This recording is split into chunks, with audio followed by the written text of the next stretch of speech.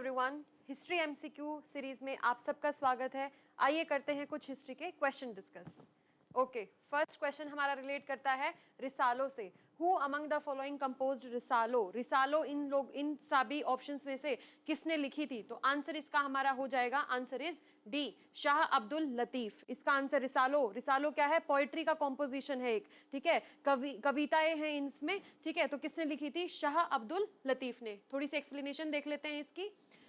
Shah Abdul Latif lived from 1689 to 1752। ये timelines आपकी बहुत इंपॉर्टेंट हैं, ठीक है।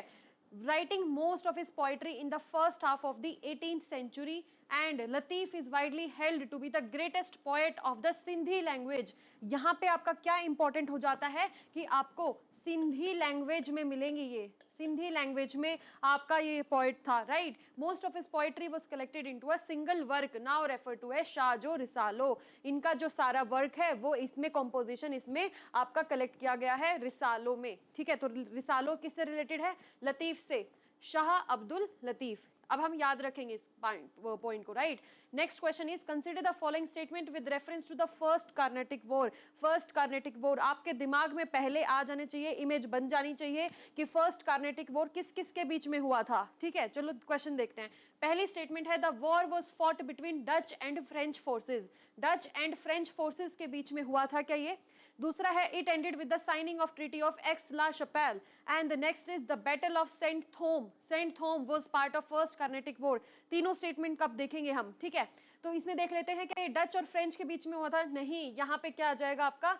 इंग्लिश और फ्रेंच के बीच में हुआ था ये, ठीक है। It ended with signing of treaty, ये आपकी ट्रीटी फर्स्ट कार्नेटिक वॉर में हुई थी, बिल्कुल सही बात है। The battle of Saint Thome was a part of first Carnatic war, बिल्कुल सही बात है। तो इसका आंसर आपका क्या हो जाएगा?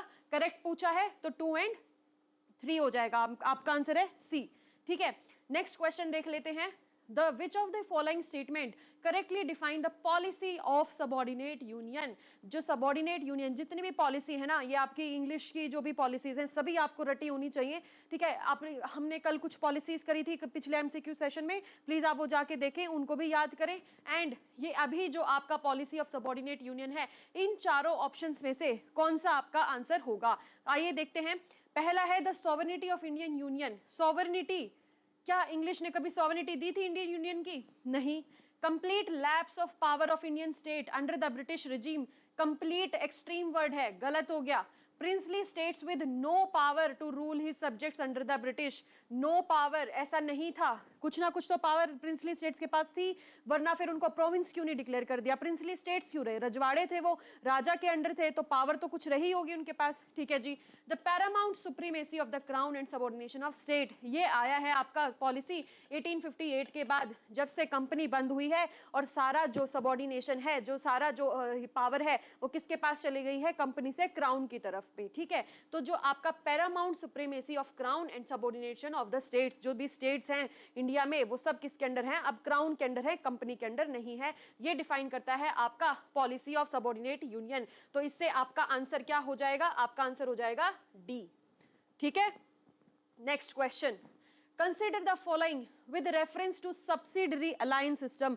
बहुत इंपॉर्टेंट है, ये कंपनी के टाइम की बातें हैं। सब्सिडरी अलायंस हो गया, रिंग फेंस पॉलिसी हो गया, डॉक्ट्राइन ऑफ लैप्स हो गया, very very important topic from exam perspective, ठीक है। तो consider the following statement with reference to subsidiary alliance में देखते हैं क्या क्या है।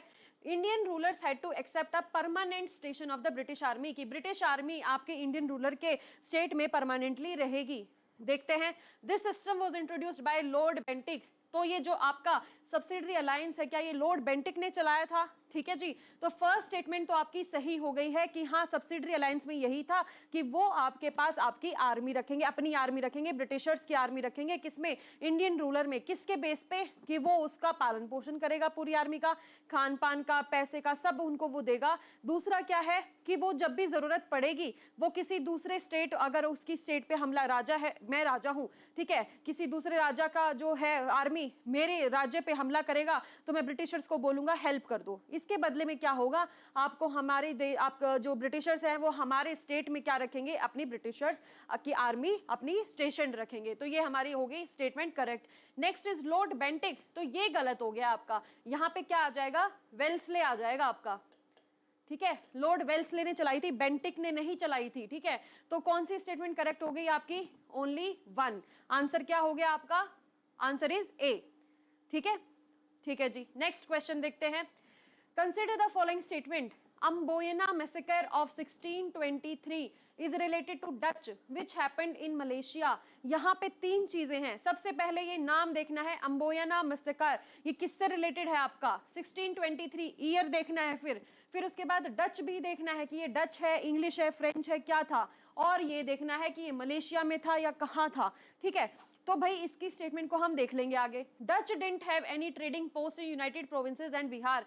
अब आपका कह रहा है कि डच जो थे उनका कोई भी फैक्ट्री नहीं थी, कोई भी ट्रेडिंग पोस्ट नहीं थी यूपी और बिहार में, तो ये स्टेटमेंट आपकी गलत है, ठीक है। उनकी आपकी ट्रेडिंग पोस्ट थी यूपी में भी और बिहार में भी, ठीक है। इस तरीके से आपके सेकंड हो गया। अब फर्स्ट देख लेते हैं, अम्बोयना मैसेकर 1623, ये बात सही है, डच से रिलेटेड है, जी हाँ ये सही है। लेकिन जो ये मलेशिया लिखा हुआ है ना, इसकी जगह क्या आ जाएगा आपका? इंडोनेशिया आ जाएगा, क्योंकि अम्बोयना जो मैसेकर है, अम्बोयना, ठीक है, अम्बोयना, AMBOINA, ये जगह है, ठीक है, जगह है ये कहां पे? आपकी इंडोनेशिया में, ठीक है। तो इससे क्या हो गया आपका? आंसर क्या हो गया इसमें आपका? तो फर्स्ट तो आपकी गलत हो गई, करेक्ट पूछा गया है, ठीक है। सेकंड आपकी सही है, तो आंसर क्या हो गया आपका? बी। देखते हैं आंसर क्या है हमारा। Answer is D. हाँ जी, सॉरी, आपका फर्स्ट स्टेटमेंट भी तो गलत है और आपका सेकंड स्टेटमेंट भी तो गलत है ना। हमने बोला था कि क्या है आपका सेकंड स्टेटमेंट गलत हो गया, क्यों? इसमें didn't have any trading post, तो हमने बोला ना कि यहाँ पे तो ट्रेडिंग पोस्ट थी, तो आपकी सेकंड स्टेटमेंट भी गलत होगी। Answer is D. दोनों में से कोई स्टेटमेंट सही नहीं है। यहाँ पे डिडंट नहीं आएगा, हैव आएगा। Dutch had posting in UP and Bihar, और पहला मैंने बता दिया वो आपका किस में था? आपका इंडोनेशिया में, ठीक है जी। एक्सप्लेनेशन देख लेते हैं थोड़ी सी। एम्बोयना मैसेकर एग्जीक्यूशन हुआ था ये 1623 में, कहां पे? इंडोनेशिया में हुआ था, जहां पे आपके 10 इंग्लिशमैन, 10 जापानीज एंड एक पोर्चुगीज को मार दिया था, ठीक है। किसके बेस पे? ट्रीजन की, आपने देश के साथ गद्दारी करी है, आपने ट्रीजन किया है, ठीक है। नेक्स्ट क्वेश्चन देख लेते हैं आपका। Consider the following statement with reference to general service enlistment act. ये आपने देखा होगा 1857 की रिवोल्ट में एक इकलौता, एक ये जो है आपका वन ऑफ द रीजन है, one of the reason for revolt of 1857, 1857 की क्रांति में एक मेजर कारण ये भी रहा था, कौन सा? General service enlistment act. देखते हैं क्वेश्चन में क्या बोला गया है। It was passed during the rain of Lord Dalhousie. क्या ये लॉर्ड डलहौजी के टाइम पे आया था? ठीक है जी, देख लेंगे। It ensured that all future recruits to the Bengal army would get a salary. क्या इसमें यह बताया गया था कि जो भी फ्यूचर में रिक्रूट्स आएंगे इंडियन और यूरोपियन का बराबर का हिस्सा होगा, बराबर सैलरी मिलेगी उनको। The act caused resentment among Indian sepoys. तो इंडियंस को इससे परेशानी हो गई थी, ठीक है। अब आपका ये जो है ना, ये वाली जो चीज, ये बहुत डाउटफुल है। क्या कभी उन्होंने अपने बराबर किसी आदमी को रखा था, किसी इंडियन को रखा था? हो ही नहीं सकता।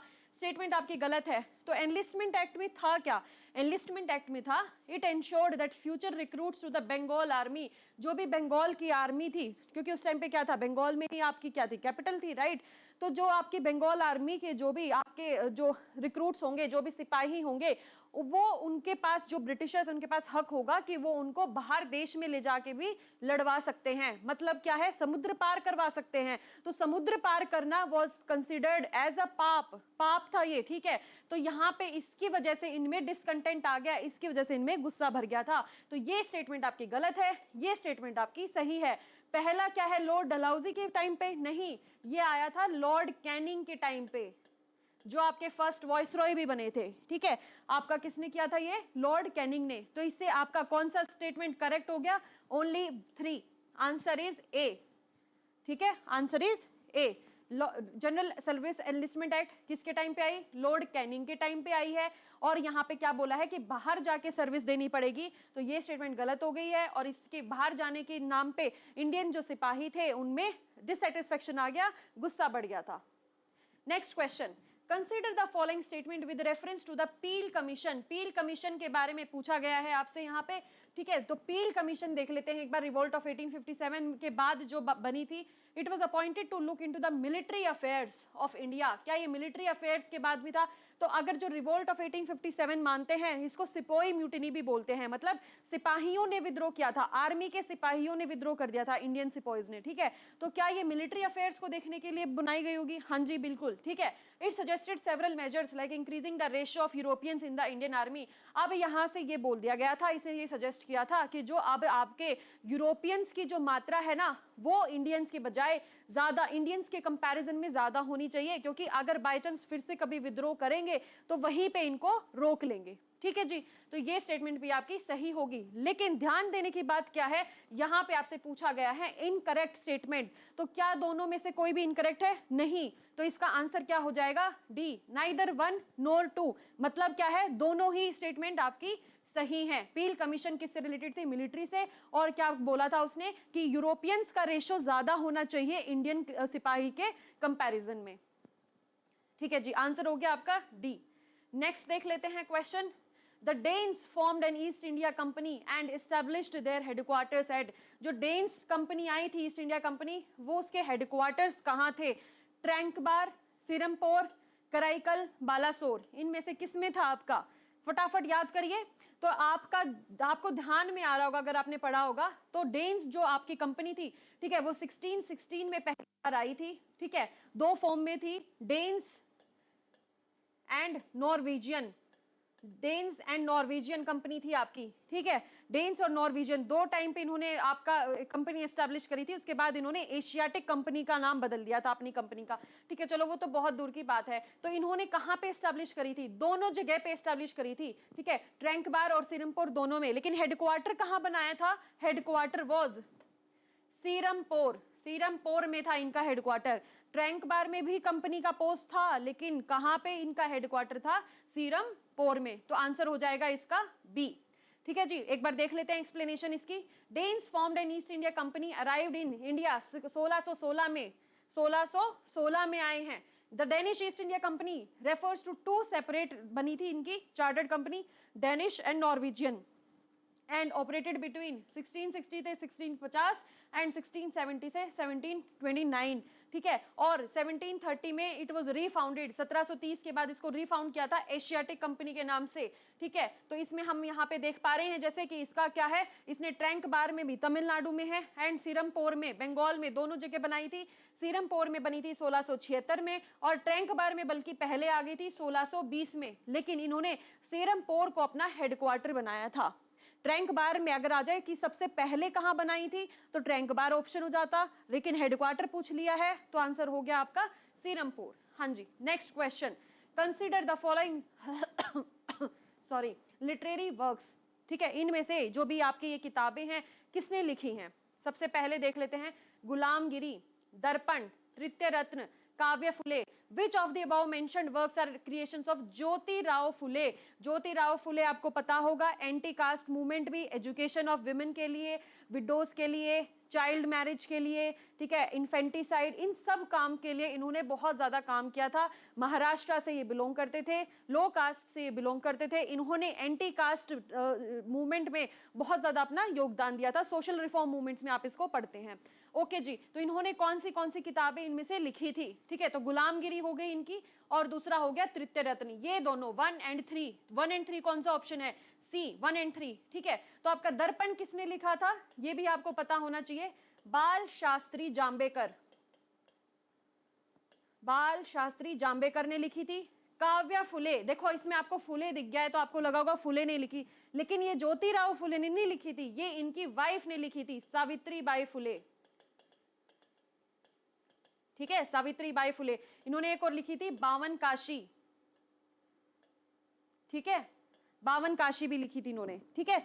तो आपका काव्या फुले हो गया, सावित्रीबाई फुले, तो आंसर हो गया गुलामगिरी एंड तृतीय रत्ना। इंपॉर्टेंट पॉइंट है, ठीक है, answer is C. Next question देख लेते हैं, आज का हमारा लास्ट क्वेश्चन है, consider the subsequent statement with respect to self respect movement. ये आपका प्रीवियस ईयर क्वेश्चन भी है। सेल्फ रिस्पेक्ट मूवमेंट किससे रिलेटेड है? It urged social and political action to condemn the theory of superiority and inferiority. जो ये आपका majorly किसके लिए है? एंटी कास्ट मूवमेंट में माना जाता है, एंटी कास्ट मूवमेंट, ठीक है, तो ये आपका सुपीरियर कास्ट इंफीरियर कास्ट उसके क्या उसको आपका क्या है उनको नीचा दिखाने के लिए था। हाँ जी, तो क्या था जो आपका इंफीरियर और सुपीरियर कास्ट का जो सिस्टम था इन्होंने उसको गलत बताया था। दूसरा है EV Naicker publishes a weekly title Kudi Arasu. कुडी अरासू क्या इन्होंने ये आपका ईवी नायकर ने इस सेल्फ रिस्पेक्ट मूवमेंट के टाइम पे ही, क्योंकि ईवी नायकर इस सेल्फ रिस्पेक्ट मूवमेंट से रिलेटेड थे, तो क्या इन्होंने ही आपका कुडी अरासू आपका पब्लिश किया था? तो जी हाँ, ये दोनों आंसर आपके सही है, दोनों स्टेटमेंट सही है। आंसर हो जाएगा आपका सी, बोथ 1 एंड 2 आपका सेल्फ रिस्पेक्ट मूवमेंट से रिलेटेड है, ईवी नायकर एंड कुडी अरासू। ठीक है जी, ओके जी, एंटी कास्ट मूवमेंट थी आपकी। So thank you and have a nice day, कल फिर मिलेंगे। Okay, thank you.